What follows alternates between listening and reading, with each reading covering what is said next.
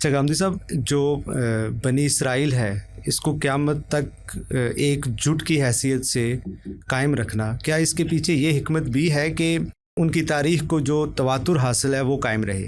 کہیں ایسا نہ ہو جائے کہ بنی اسرائیل کی تاریخ اخبار احاد کی صورت اختیار کرے، بلکہ وہ ایک تسلسل ان کی نسل میں، ان کی قوم میں وہ جاری رہے کہ وہ جو قولی تواتر ہے ان کے ساتھ ہونے والے معاملات کو وہ حاصل رہے۔ کیا اس کی یہ حکمت ہو سکتی ہے؟ اس کا ایک نتیجہ یہ بھی ہے، یعنی اللہ تعالیٰ نے آخر جو اپنے مقاصد حاصل کرنا ہوتے ہیں وہ مقاصد ہر وقت فرشتے بھیج کر تو حاصل نہیں کیے جاتے، وہ انسانی عمل ہی سے حاصل ہوتے ہیں۔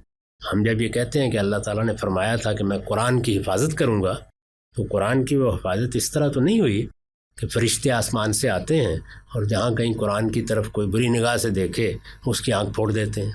وہ مسلمانوں ہی نے کی ہے۔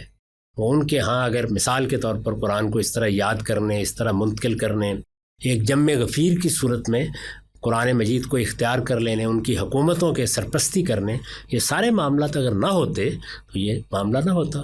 تو ایک بڑی قوم کی حیثیت سے مسلمان بھی مختلف ملکوں میں موجود ہیں، اور بنی اسماعیل بھی، یعنی بنی اسماعیل کی اپنی طاقت بھی ایک تسلسل کے ساتھ مختلف مراحل سے، مختلف ادوار سے گزر رہی ہے۔